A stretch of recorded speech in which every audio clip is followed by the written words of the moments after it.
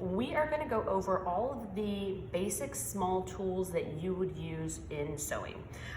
This is not every tool you would use. This is just a good assortment of those very basic supplies and the very basic sewing tools that most sewers would have in their toolbox. There are some that you're going to have required for the course, so I'm going to go over those in particular and then go over any extras as well. Okay, so to start it off, we all know that traditional pin cushion. Typically, it's the little tomato with the strawberry on top. It's full of that mineral so that it can sharpen your pins as you stab through. These are really affordable. You don't necessarily need to buy one if you don't want to use this style. They also come in magnetic cushions, and they're not even pin, they're just pin holders. And so that's magnetic, it holds your pins. These ones are really nice because if you happen to drop all your pins on the floor, it's really easy to kind of sweep those up and pick them up. So they come in different styles. And then that's easy right there, kind of pick up. So they come in different styles. Again, if you want to invest in a pin cushion or in a magnetic pin holder, you can. But the important thing is the pin itself. So these are what are called glass head pins. This is what I suggest for all sewers. The reason why I suggest this type of a pin is because of the fact that it's made out of glass. Glass is heat resistant, it will not melt like plastic. If you are using one of these shiny style ones that's made out of plastic, and you are, let's say you're working with a collar or something that needs to be taken to the ironing board. If you have 30 pins in that collar and you're trying to avoid the pin head with your iron, it's going to be difficult, and you're very likely to melt your pin head to your fabric and thus having to restart.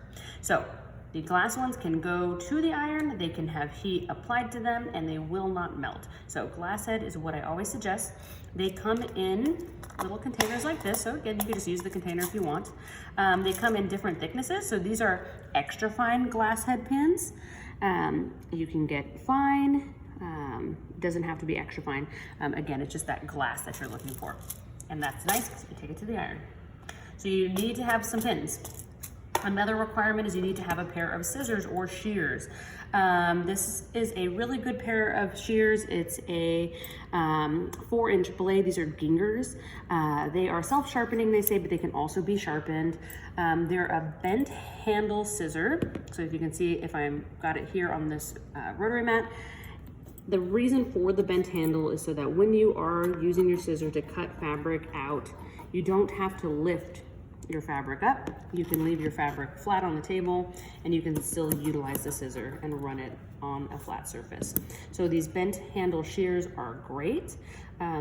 If you're right-handed, they come standard right-handed. They also have left-hander scissors. They're a little bit more expensive.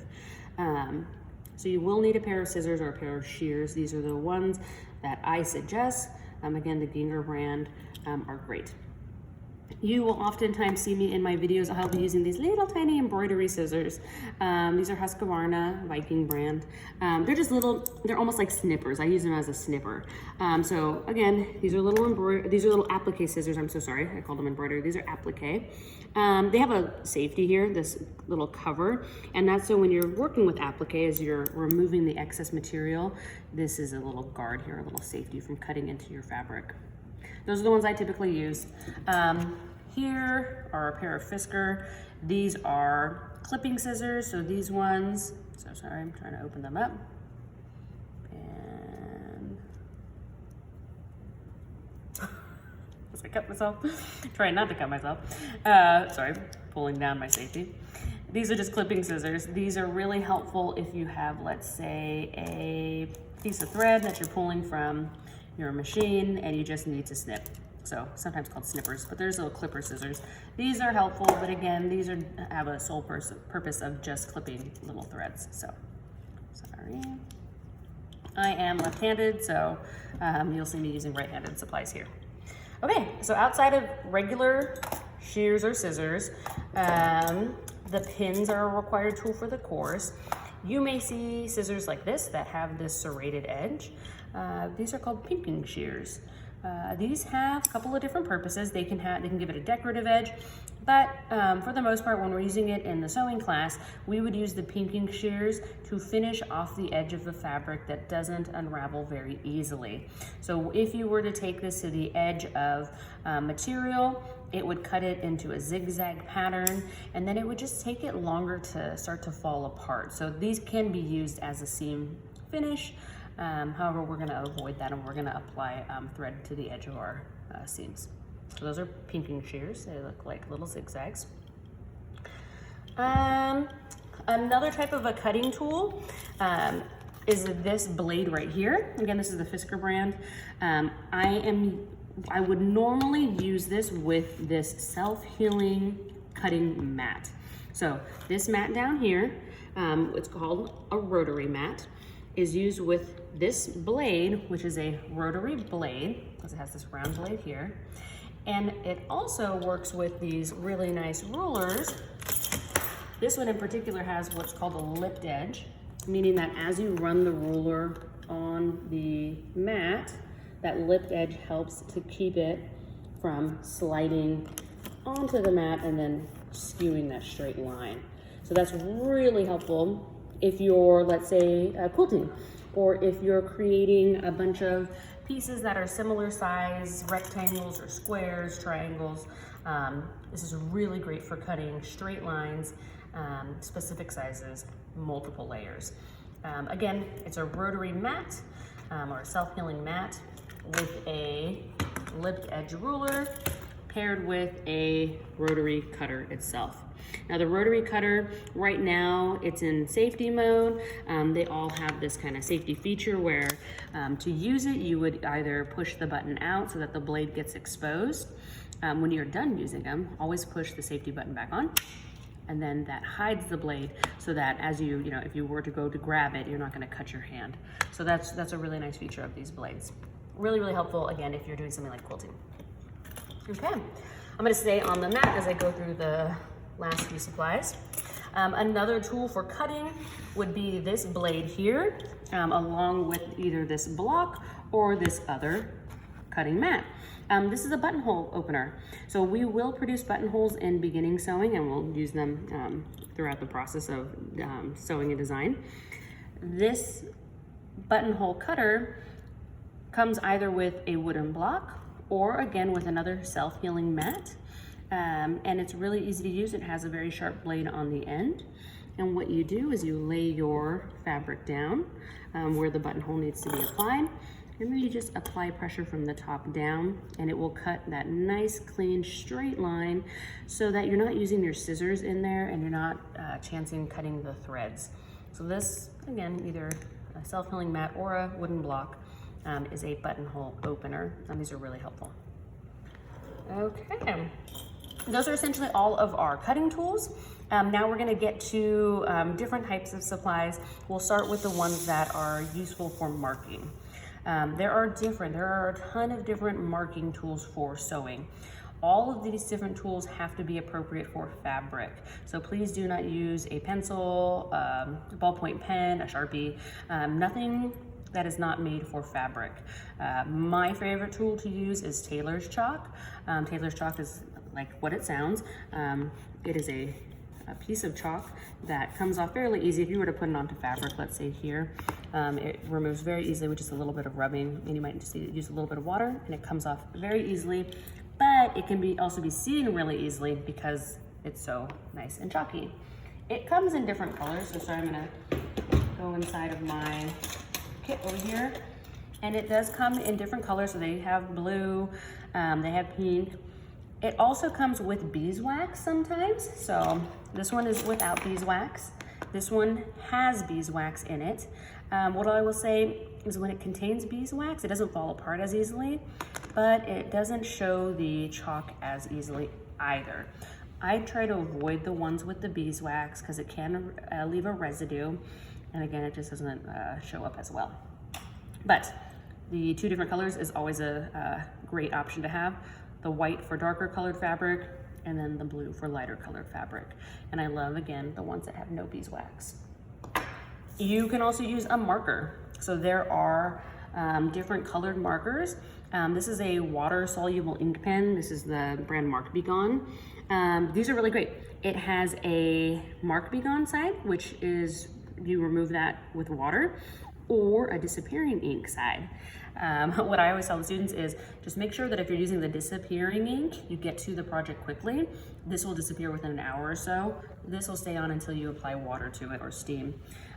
So just don't forget, if you're using purple, make it for a quick marking that it's okay if it disappears.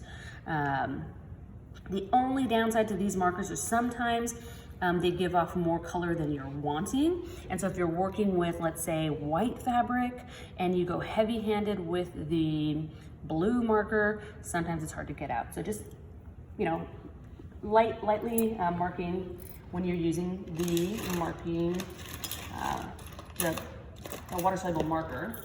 And then I'm also searching for, in my supply box, a pencil, if I can find one here.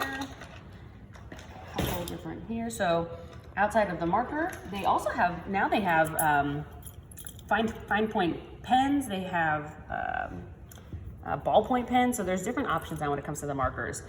There's the classic pencil, so if you want to use the pencil variation of it, you can. This is a fabric chalk pencil.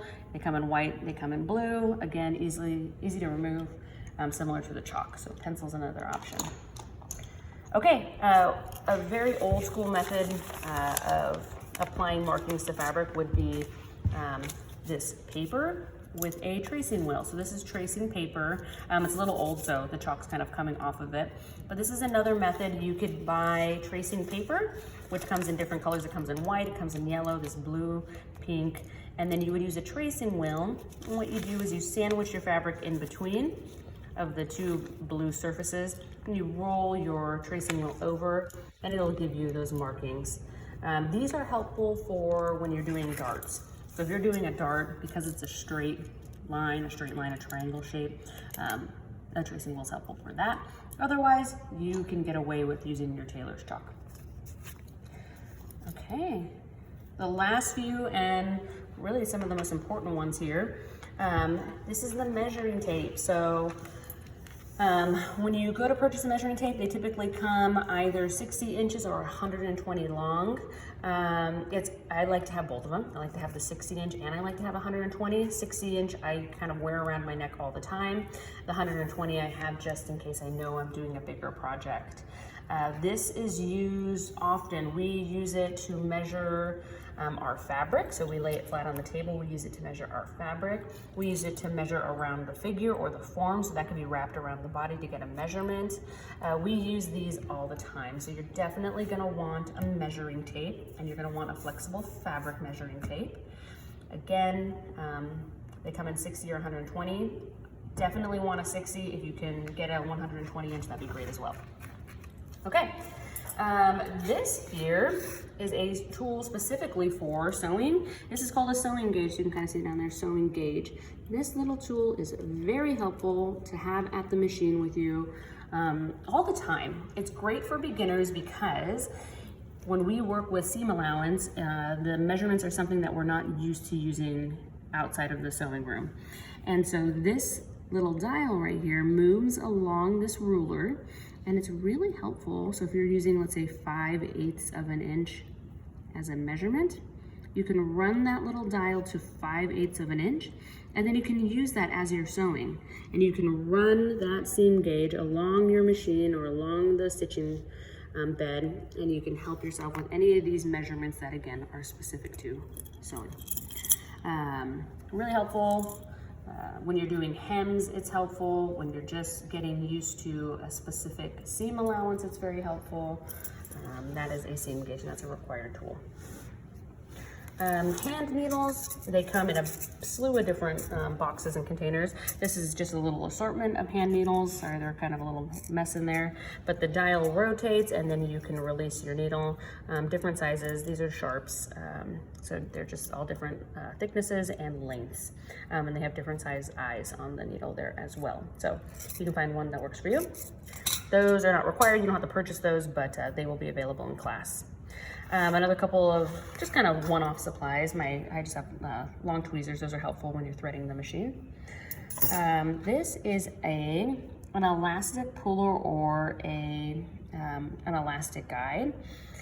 The easiest thing for us to use, instead of using this little device to kind of grab the elastic and run it through a casing, is to just use a safety pin instead. So when you're working with something like a pajama pant, you're gonna need to use elastic. The easiest thing to do is to pin your safety pin to the end of the elastic, close it off, and then you can use this to feed your elastic through the casing or the waistband of your pants, dress, skirt, whatever it is that you're using. So having safety pins on hand is really helpful. 1/2-inch magic Scotch tape is really great to have on hand all the time as a sewer.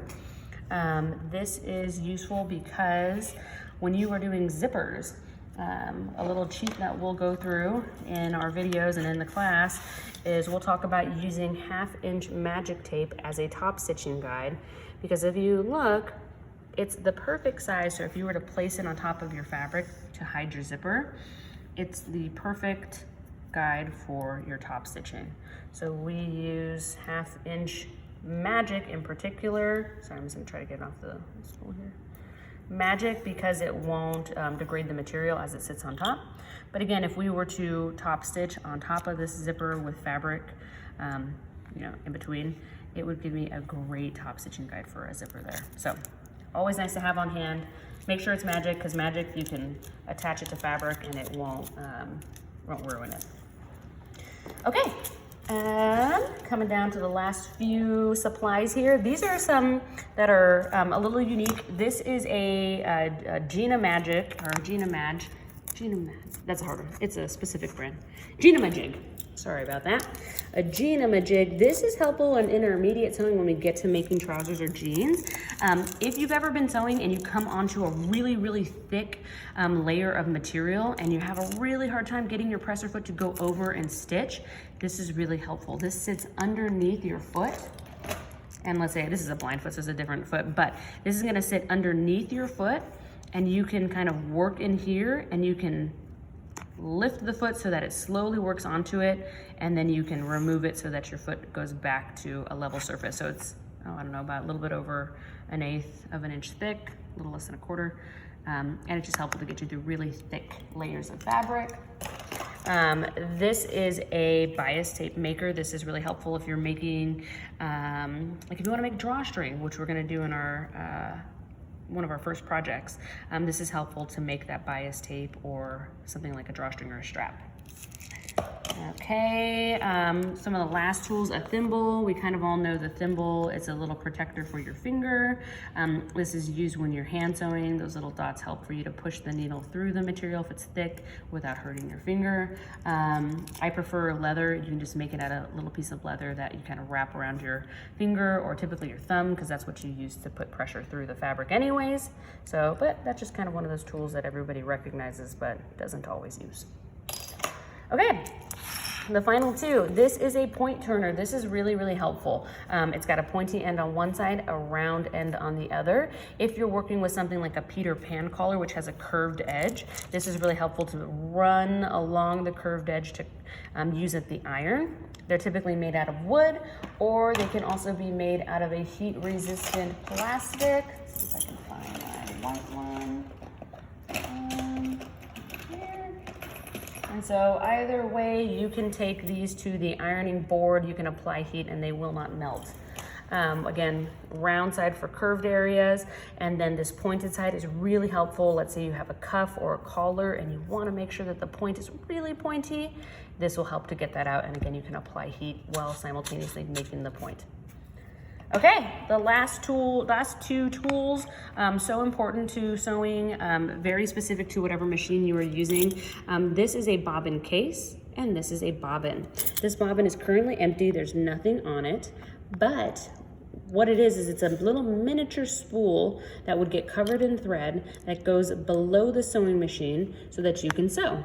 You need a spool of thread at the top of the machine, and then you need one on the bottom.